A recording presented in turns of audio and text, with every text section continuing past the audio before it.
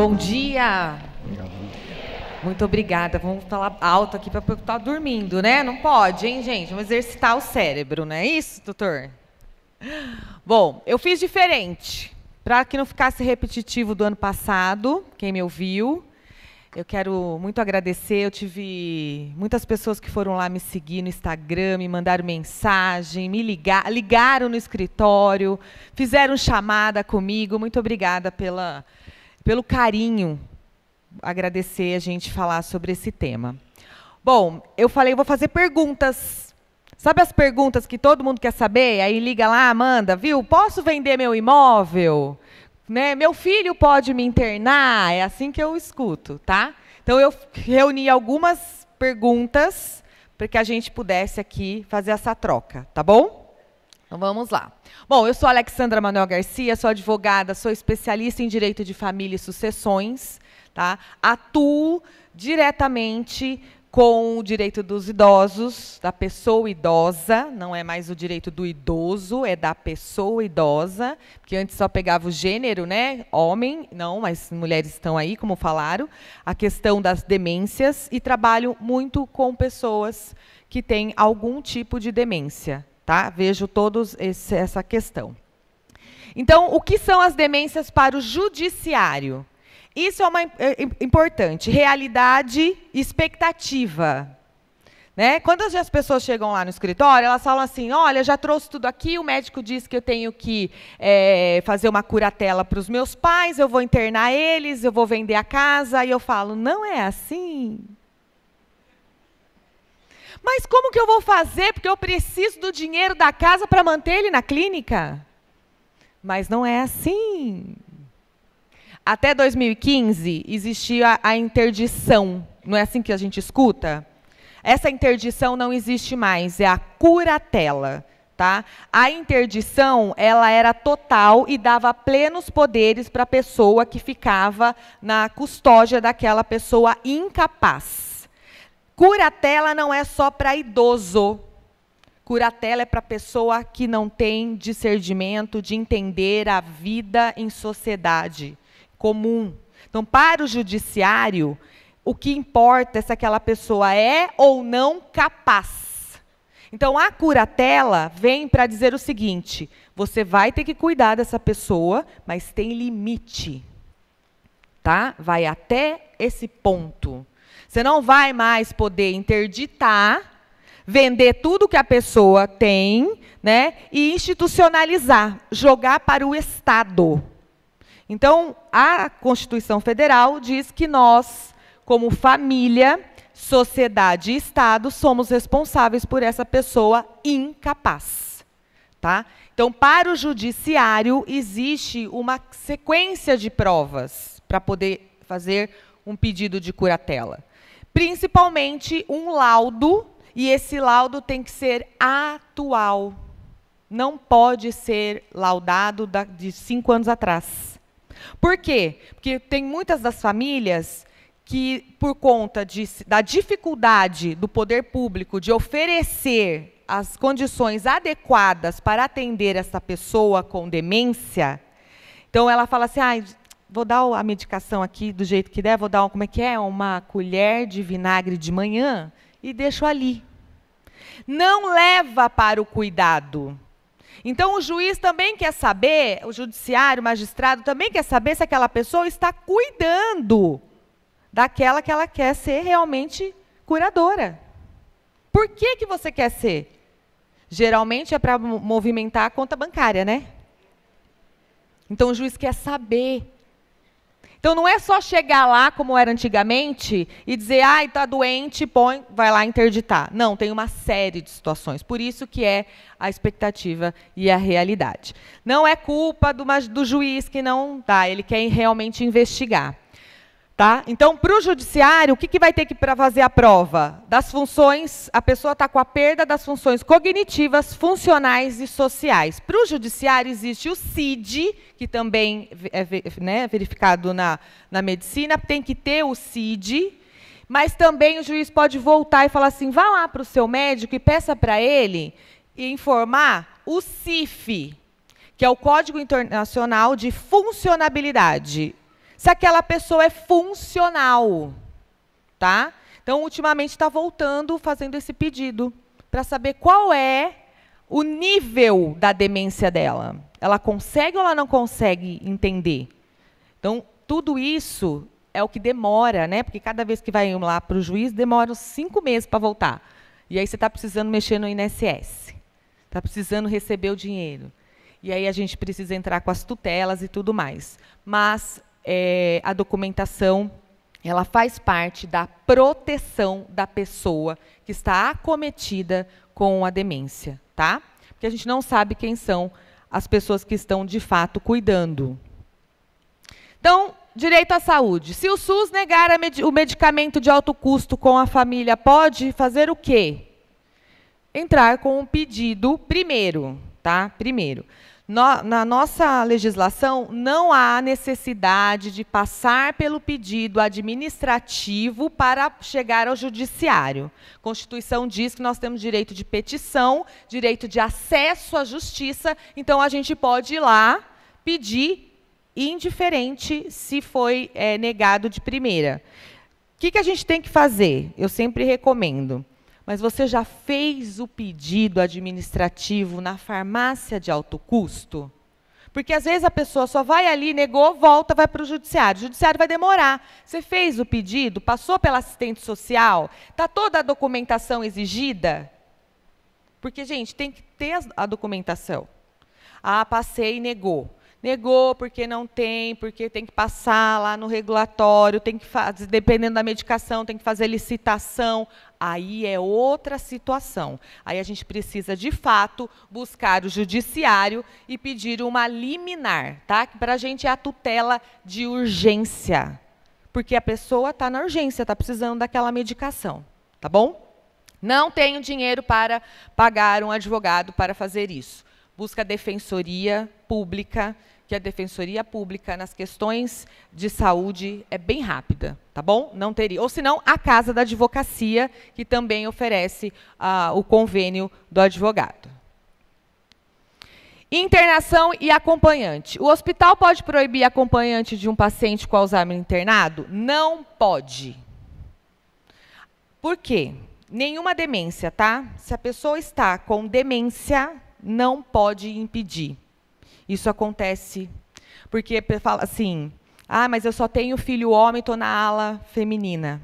Você vai ter que trazer uma cuidadora, mulher, tá? Não. Qualquer pessoa que seja da família vai ser acompanhado. Não tem problema nenhum. Negou! Pode pedir liminar, pode inclusive pedir danos morais e tudo mais. Outra coisa, expectativa do danos morais. Que é Brasil, né, gente? R$1.000, tá? Um salário mínimo e olhe lá. Não temos demandas grandes aqui. Aí fora a gente vê, né, algumas sai na internet, cuidado com os fake news. Ontem mesmo estava num evento, a pessoa me mandou assim: é verdade que agora que a mulher vai poder receber uma pensão vitalícia porque ela desempenhou função doméstica? Mentira, não sei aonde está dizendo isso. É cada caso. Pode ser que aquela mulher, naquele processo, o que aconteceu com ela, vai receber. Não significa que todo mundo vai receber, tá? Então, toma cuidado com as informações. Benefício assistencial. E se a família não tiver condições, pelas questões do direito previdenciário, pode-se pedir lá o LOAS, né? Gente, vamos lá. A lei é antiga demais. Precisa de reforma previdenciária nas questões de aumentar as garantias, não restringir as garantias, tá? Porque o que a gente vê é que restringe. Por quê? O LOAS está dizendo que para poder receber, tem que ter a renda da casa tem que ser 1/4 do salário mínimo. Façam as contas. Gente, não vai... Entende? Aí tem que ir para o judiciário, para ele avaliar, sair dessa regra geral, colocar a pessoa. Quem é aquela pessoa? É a Maria, que mora com o filho trabalha para sustentar aquela mãe, não tem casa própria, paga aluguel. Dependendo do que vai acontecer, aquela pessoa não pode nem trabalhar, porque ela depende, né, de cuidados Então, ela vai precisar que aquele filho fique dentro de casa. Então, são inúmeras situações que o judiciário vai ter que ver. Mas se fosse a letra seca da lei, a gente não teria, né? Porque como que a gente ia viver com esse 1/4 do salário mínimo? Ok? Então, é isso. Contratos. Se uma pessoa com Alzheimer ou com qualquer demência assina um contrato de venda ou doação do imóvel, é válido? Não. Nossa legislação diz o seguinte: para que a gente possa fazer negócios jurídicos, e o que são negócios jurídicos? Fazer contrato. Tá? Contratar precisa de vontade declarada. Se você está com a sua vontade viciada, seja por lesão, coação, alguém colocou uma arma na sua cabeça, ou você está com o seu discernimento, sua cognição diminuída, pode ser que você não saiba o que você está fazendo. E isso acontece muito, principalmente num diagnóstico, a pessoa já sai querendo resolver tudo. Toma cuidado. Tá? Vai poder ser considerado, o juiz pode considerar que naquele momento havia falta de discernimento para escolha. Então, eu tenho vários casos desse, inclusive teve um que... mas ela foi diagnosticada lá em 2017, assinou um contrato... Desculpa, ela assinou um contrato em 2019, mas ela já estava fazendo investigação desde 2017. E aí, em 2022, deu que realmente era Alzheimer. Só que ela já tinha feito um monte de negócio jurídico.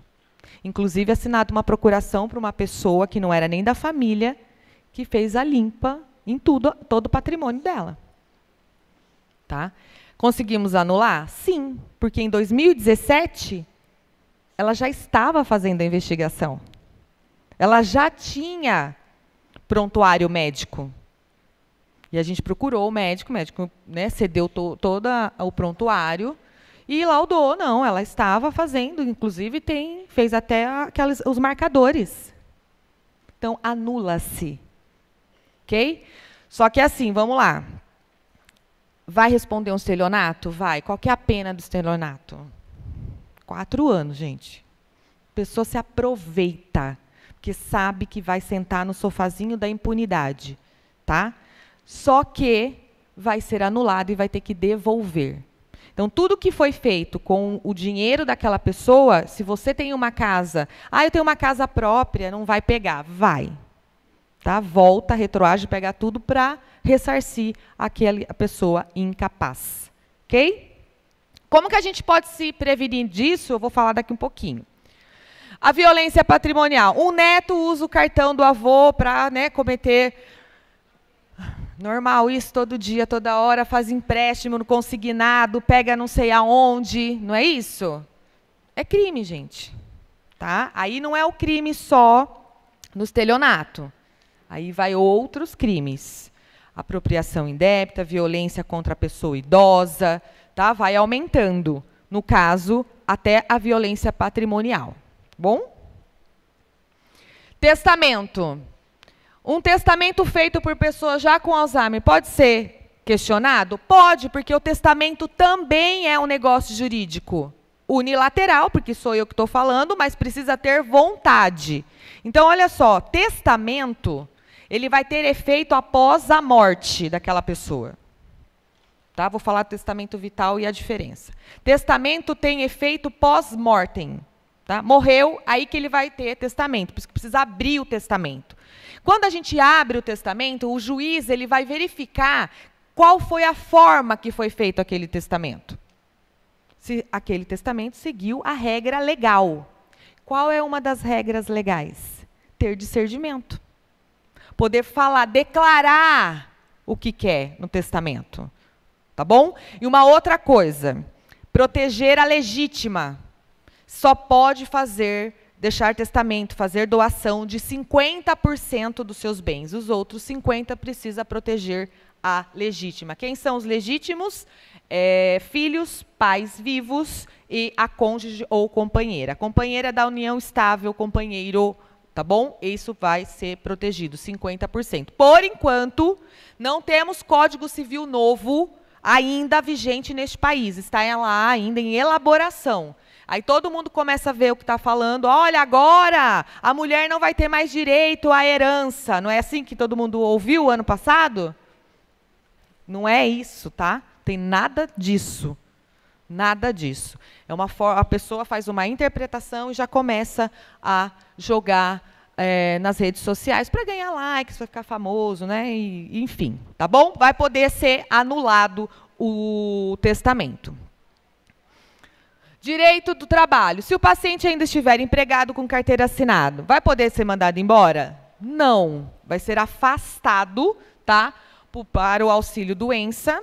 E depois pode evoluir para uma aposentadoria de invalidez. Por que eu falo sobre isso? Porque lembrando que demência, né, e algumas pessoas podem ter precocemente. Às vezes estão trabalhando ainda. Eu tenho 2 casos no escritório de precoce. Tá? Eu ouvi aqui, né, procura ajuda se você já estiver verificando que está com alguma questão. Eu tive o ano passado uma questão, um quadro de afasia, é assim que fala, doutores? É, né? Isso. Fiquei desesperada. Eu sou ligada no 220, tenho altas habilidades. Eu falei, meu Deus, vou estar com um Alzheimer precoce. Eu estava numa palestra, eu esqueci o que eu tinha para falar, mas esqueci tudo. Deu branco geral. Depois eu fui lá de novo, estava entortando a boca. Falei, agora tem um negócio errado. Vamos no médico, né? Tenho 46 anos, não pareço, mas eu tenho. Né? Sou avó, escutei essa semana que eu já tenho meio século. Eu fiquei assim, verdade, né? Tenho meio século. Agora vou usar isso para mim, né? Sou vó da maravilhosa Maitê, que está na plateia me assistindo, de 5 meses. E assim, teria que deixar... Olha lá, olha que coisa mais linda, gente, lá no fundo, olha. Que linda. Essa, quando em 2020, quem me conhece sabe, eu tive câncer de mama, não foi só o Covid, né? E eu falava para o Senhor assim... Eu preciso ficar aqui ainda porque eu preciso ver os filhos dos meus filhos. E eu estou vendo. É isso. Tá bom. Então, se for precoce, gente, vai ter que se afastar, fazer o tratamento, tá bom? E o INSS vai ter que auxiliar nessa situação do afastamento. A curatela, toda pessoa com demência ou Alzheimer precisa automaticamente de uma curatela? Não. Lembra que eu falei do CID e do CIF? Não precisa. Às vezes, isso ainda diminui o emocional daquela pessoa. Porque acabou de dar o diagnóstico, ela ainda está entendendo qual é a questão do Alzheimer, vai ter que modificar toda a vida dela, e aí o que os filhos fazem? Leva no advogado. A gente ficou sabendo ontem... Né? E a gente já marcou um horário para saber como que vai ser com a curatela. A pessoa nem conseguiu respirar. Aí eu falei, mas espera aí, gente, quando que foi o diagnóstico? Ontem, ainda vão fazer um monte de exame. Mas a gente já quer deixar tudo resolvido. Não, vai para casa, não vai falar com o advogado. Eu não atendo, gente. Isso é emocionalmente, a pessoa não conseguiu nem digerir que ela tem a doença. Ela nem sabe como vai ser daqui para frente. Já estão tomando as decisões por ela. Isso é fator emocional. Ela não vai conseguir resolver mais nada dali para frente, porque ela já está se sentindo com um atestado de óbito. Foi isso que a mulher falou para mim. Que na hora eu não atendi mesmo. Falei, depois vamos ver, né? E ela, na hora de sair, ela falou assim, que bom que você não assinou meu atestado de óbito. Porque desde ontem eu não paro de escutar esse povo falando na minha cabeça. Milhões de informações que eu nem consegui ainda entender. Então, a gente tem que ter o mínimo de sensibilidade com as questões. Tá? E eu, graças a Deus, sempre falo, não, a curatela ela é proporcional. Ela vai acontecer automaticamente? Não vai. Depende, tem gente que nem pede. Ah, mas eu preciso de uma procuração para assinar. Aí é outra situação, a gente pode. A procuração, ok. Assina a procuração, se precisar, você responde por mim. Curatela é uma outra situação que é muito invasiva para quem ainda está com o discernimento. Tá? Porque a curatela tira todos os poderes dela. Ela não pode abrir uma conta no banco, ela não pode fazer nada. Porque precisa responder, inclusive vai registrado na certidão de nascimento dela, que ela está curatelada, ok? Então, a interdição, vou deixar a interdição só para ser lúdico, para vocês entenderem, é um meio de proteção, sim, uma proteção principalmente patrimonial, tá? Mas aí a gente precisa saber quem que vai ser o nosso curador. A gente precisa pensar, parar para pensar nisso.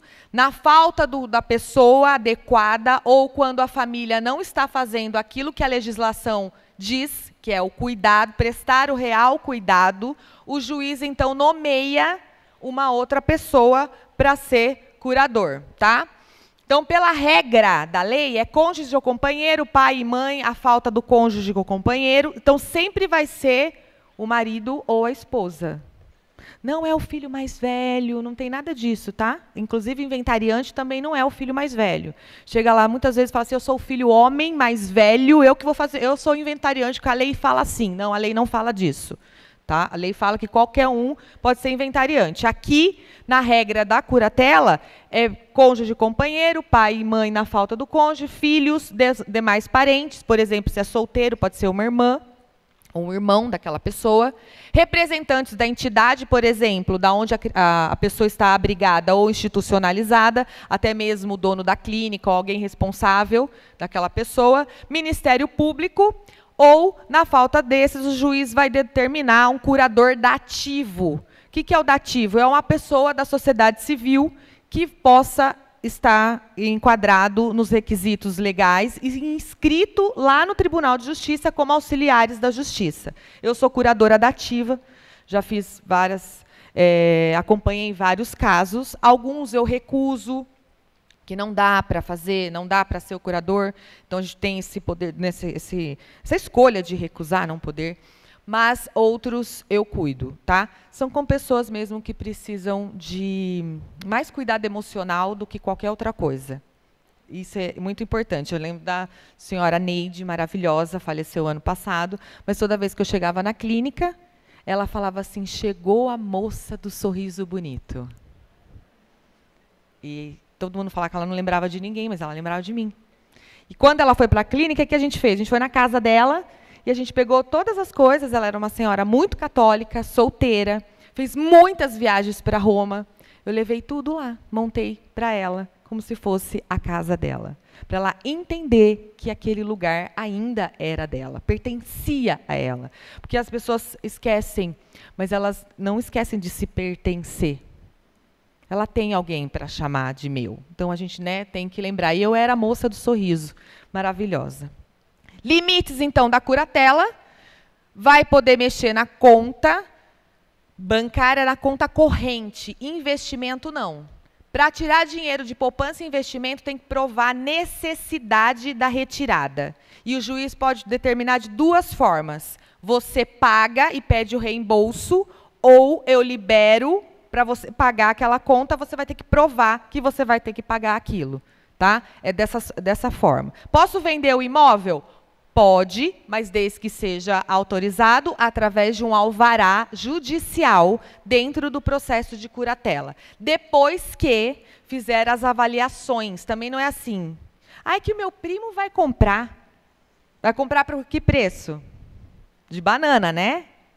Mas não, o juiz vai pedir uma avaliação judicial e a pessoa vai comprar e pode que o juiz determine que pague dentro do processo através de um depósito judicial e ele só libere o valor para a subsistência daquela pessoa. Então, é isso que o judiciário faz. Não falem mal, fiquem bravos com o judiciário, mas é sobre isso. Ah, tá ouvindo minha voz, né? Se a família quiser ajudar sem retirar totalmente a autonomia do idoso, a procuração ou a tomada apoiada de decisão. Quando a pessoa ainda tem discernimento, ela pode escolher 2 pessoas para tomar as decisões junto com ela. Tá? Isso serve também para uma pessoa que esteja numa questão de depressão. E aí ela não consegue, uma depressão crônica, não consigo resolver nada, ela pode fazer, a gente chama de autotutela. Eu mesmo estou, autocuratela, eu mesmo estou cuidando de mim. Então, eu escolhi 2 pessoas, tá? Aí aqui a gente tem a legislação, depois pode compartilhar. E aqui, as diretivas antecipadas, que é o testamento vital. Mas o testamento na legislação faz efeito pós-mortem, tá? O testamento vital é só uma nomenclatura, porque o nome dela mesmo é diretivas antecipadas. Eu estou antecipando aquilo que eu quero. E quero que seja respeitado. Por exemplo, eu não quero fazer nenhum tipo de tratamento. Eu quero ficar aqui. Não quero ser ressuscitado. Não quero que na hora que me deu a parada, eu não quero. Mas aí, gente, a gente não tem legislação disso, tá? Isso é só doutrina e jurisprudência. A gente tem juízes que acatam as diretivas antecipadas, mas tem aqueles que não acatam. E aí tem o médico no meio de tudo isso. Tá? O Conselho já permitiu algumas situações, mas ainda esbarra no quem? Porque quem está falando é o paciente. Ele tem uma confiança no médico dele, está falando, não quero que você faça isso. Mas tem os filhos, tem um familiar. Então, às vezes, o médico tem que fazer o que tem que ser feito e depois a família quer processar o médico. Ou ele deixa de fazer. Então, a gente esbarra nessa burocracia. Mas, vá até o cartório de notas e faça a sua declaração daquilo que você quer. Quero fazer uma declaração, como se fosse um testamento vital, e o cartório vai colher a sua declaração. Entregue para uma pessoa de sua confiança, para o médico, para que você possa ser respeitado nas suas vontades. Então, a gente vai ter a psiquiatra, a de demência, ordens de não reanimação, procuração para cuidados de saúde. Então, quero uma pessoa para cuidar da minha saúde. Olha, doutor, se acontecer alguma coisa aqui comigo, essa é a minha procuração para essa pessoa cuidar da minha saúde. Procuração pública ou particular com finalidade, né? Coloca lá, para atendimento da questão de saúde. Por isso que a gente fala do testamento vital, é uma nomenclatura. Tá? Ele não tem na legislação igual ao testamento particular, cerrado e tudo mais. Qual é o valor delas? Tem validade, respeitando a Constituição Federal, pela questão da sua dignidade. É reconhecido, mas não tem ainda a legislação. Ainda. Por fim, a prestação de contas. Vocês estiverem cuidando dessas pessoas, vão ter que prestar conta ao Ministério Público de onde foi o dinheiro, por que usou o dinheiro. Então, recomendo que guardem, né, todas as notinhas e tudo mais. A forma de prestar, cada processo é um processo, tem alguns que a cada 6 meses, outros no final de cada ano, ou a cada 2 anos. Depende, a legislação fala desse. A recusa de tratamento, já falei para vocês. Valores financeiros também falei, e quero deixar essa mensagem. O Alzheimer não retira direitos, amplia a necessidade de proteção jurídica. Gente, muito obrigada, e eu sempre termino com a foto do meu avô maravilhoso. Muito obrigado, doutora Alexandra.